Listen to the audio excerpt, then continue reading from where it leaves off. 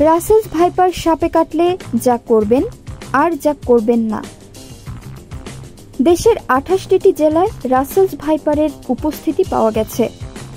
এ নিয়ে সাধারণ মানুষের মধ্যে আতঙ্ক ছড়িয়েছে ভীষণভাবে। কিন্তু আতঙ্ক দিয়ে তো আর নিষ্কৃতি মেলে না। শুধু রাসেলস ভাইপারই কেন, বাংলাদেশের বিভিন্ন জেলায় ছড়িয়ে আছে গোখরা, কেউটে সহ নানা জাতের বিষধর সাপ। প্রায়ই মানুষ এসব সাপ দ্বারা আক্রান্ত হয়। সাপ কামড়ালেই মানুষ একরকম আতঙ্কিত হয়ে পড়ে, মানসিকভাবে ভেঙে পড়ে, ফলে চিকিৎসা ব্যাহত হয়।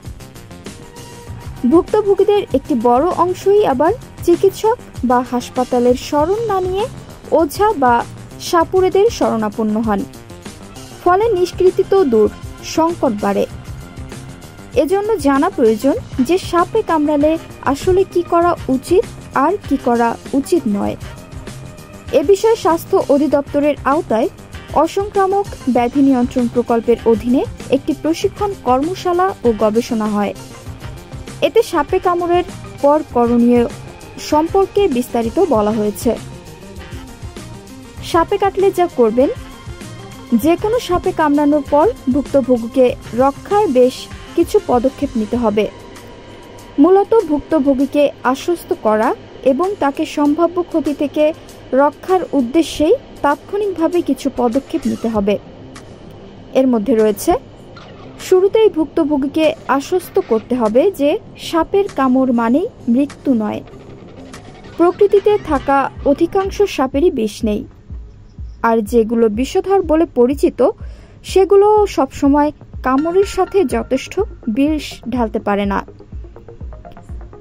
আর বিষ যেমন আছে, তার চিকিৎসায় অ্যান্টিডোটও আছে।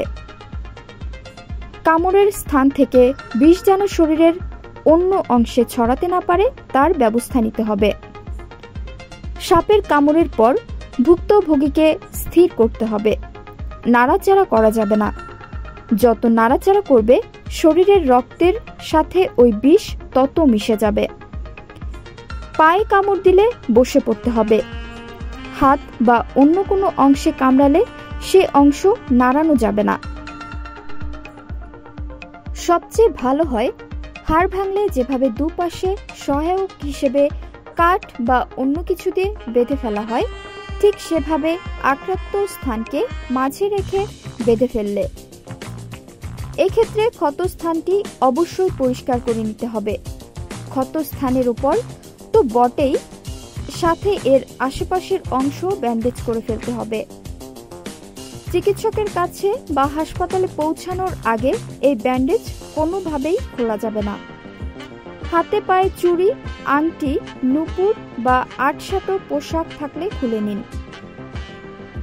আক্রান্ত ব্যক্তিকে কাত করে লম্বাভাবে শুইয়ে দিন। শ্বাস নিতে কষ্ট হলে মুখে কৃত্রিম শ্বাস দেওয়ার চেষ্টা করুন। সাপ মারা বা তাকে ধরার জন্য অযথা সময় নষ্ট করবেন না।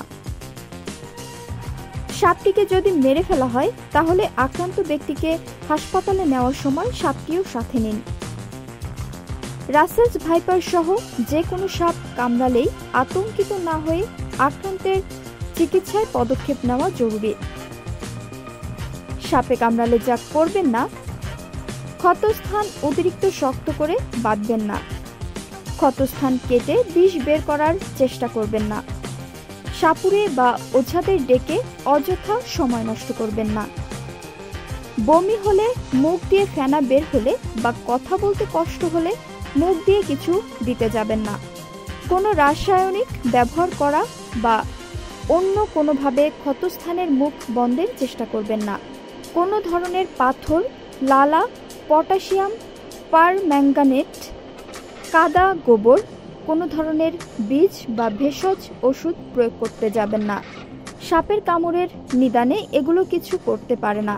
অ্যালকোহল বা এ ধরনের কোনো কিছু প্রয়োগ করবেন না। অ্যাসপিরিন বা কোনো ধরনের ব্যথানাশক ওষুধ দেবেন না। তেল, ঘি, মরিচ ইত্যাদি গৃহস্থলী দ্রব্যাদি অনেক সময় প্রয়োগ করতে দেখা যায়। এগুলো কুসংস্কার মাত্র। আতঙ্কগ্রস্ত হবেন না। ভুক্তভোগীকে আশ্বস্ত করুন। বরং চিকিৎসা সেবা নিতে দেরি হয় এমন যে কোনো কাজ থেকে বিরত থাকুন। সাপে কাটা রোগীদের ক্ষেত্রে রুল অব 100 কে খুবই গুরুত্ব দেন এ সম্পর্কিত বিশেষজ্ঞরা। এই রুল অব 100 হচ্ছে সাপে কামড়ানোর 100 মিনিটের মধ্যে যথাযথ পরীক্ষার পর চিকিৎসকের পরামর্শক্রমে 10 মিলিমিটার অ্যান্টিভেনম ভুক্তভোগীর শরীরে প্রবেশ করাতে পারলে রোগীর বেঁচে যাওয়ার সম্ভাবনা প্রায় 100%। তাই করণীয়র দিকে মনোযোগ দিন। অহেতুক আতঙ্কিত না হয়ে এবং অতি অবশ্যই ওঝা বা সাপুড়ের মতো ভুল পথে হেঁটে দ্রুত চিকিৎসকের পরামর্শ নেওয়া এবং নিকটস্থ হাসপাতালে রোগীকে নেওয়ার ব্যবস্থা করুন। তাহলেই সাপে কাটা রোগীকে বাঁচানো যাবে।